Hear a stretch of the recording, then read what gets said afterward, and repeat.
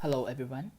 Our group would like to introduce you a paper from Geert Teisman called Model for Research into Decision-Making Process on Phase, Stream, and Decision-Making Round. Our group consists of me, Geert, Wasik, and Noor.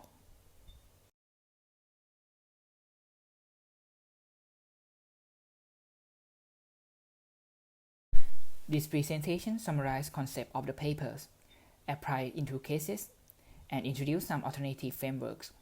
In this paper, Teisman tried to analyze the complexity of decision-making in policy selection process, which a result of two main reasons. One, increased uncertainty of the global economies, and two, rise of power-sharing world or network society.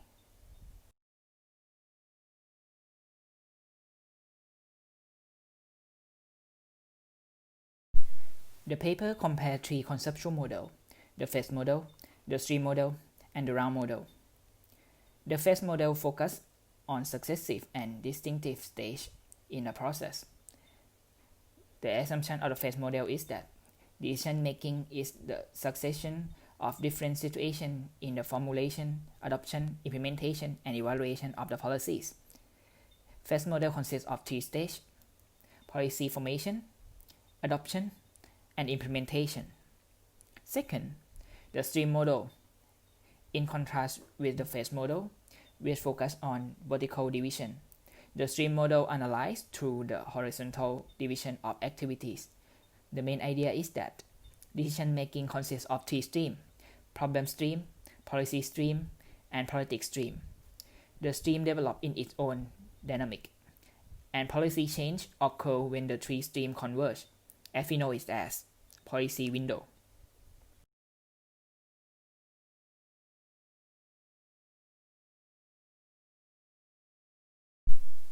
Finally, the model that Geert proposed in this model, the round model.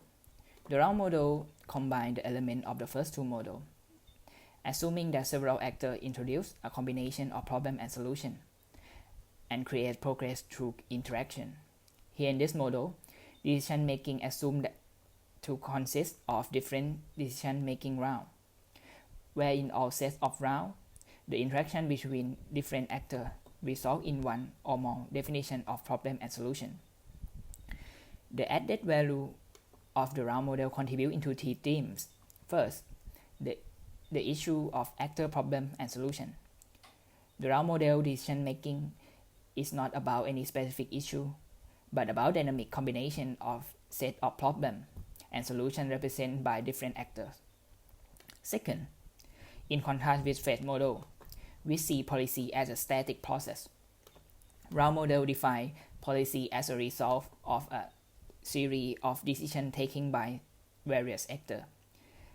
The dynamic of the combining problem and solution, and the relation between the two account for the causes of decision making.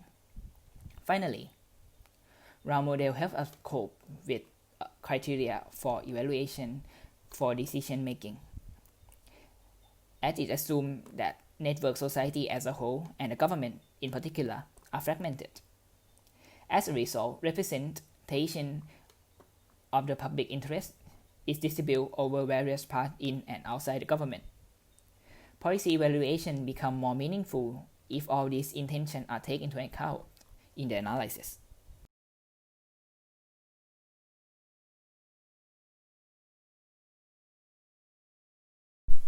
Let's apply the framework to some example. The Trans-Pacific Partnership was proposed trade agreement between 12 countries, signed in 2016. The objective was to promote economic growth among its members. However, after Donald Trump became US President, he withdrew from the TPP agreement in 2017, making the agreement could not be ratified and left the deal into void. The remaining countries negotiated a new trade agreement called the CPTPP. Due to the withdrawal, numbers of provisions from the original agreement were suspended and changed, which they have to set aside issues that were priority for the United States, in the original agreement.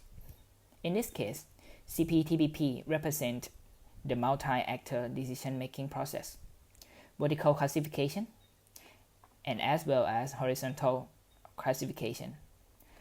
Not only the member countries must unanimously agree to ratify the agreement, some countries encounter opposition from the public and political parties.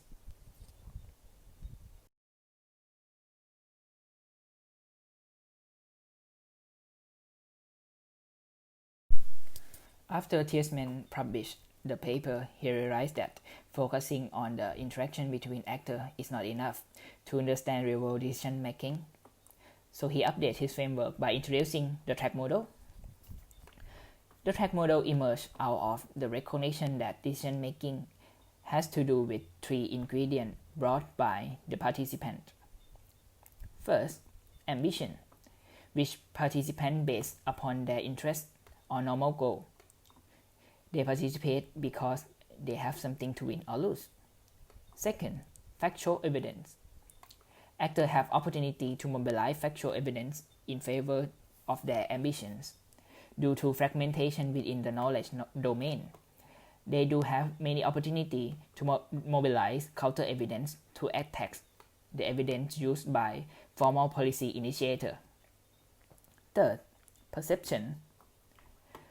All participants in decision-making processes do have their own problem perception and belief system. They use the specific interpretation of the problem at the stake and also specific interpretation of the future they are convinced to be desirable.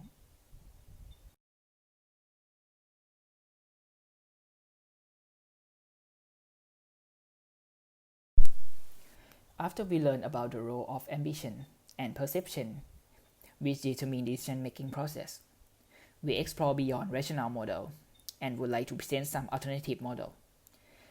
The psychological model, which consists of cognitive model and neuroscience. In this case, we're focusing on the neuroscience. The new imaging technology is allowing scientists for the first time to watch the brain as it think, feel, remember, and choose. The picture they are seeing is revolutionizing understanding of the thoughts and decision. Two findings stand out. First, many decisions seem not to be the result of the deliberative thought process, but preconscious neurological process. Second, many decisions seem to be the product of strong emotional processes. How do neuroscientists analyze emotion and cognition? Some consist of two separate operation systems in our brain, emotion and cognition. Emotion influence our decision. Emotions are automatically processed associated with strong positive or negative response. The brain has different kinds of mechanisms. One which includes emotional response can respond automatically, quickly, and definitely, but relatively inflexible. Cognition is less rapid and has limited capacity, but is more flexible. There is a trade-off between the speed and specialization of emotion and the generality of reflection.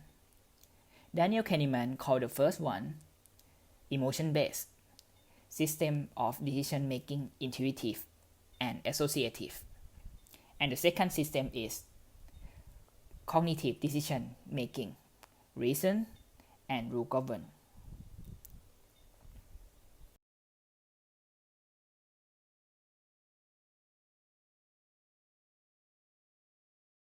That's the end of our presentation.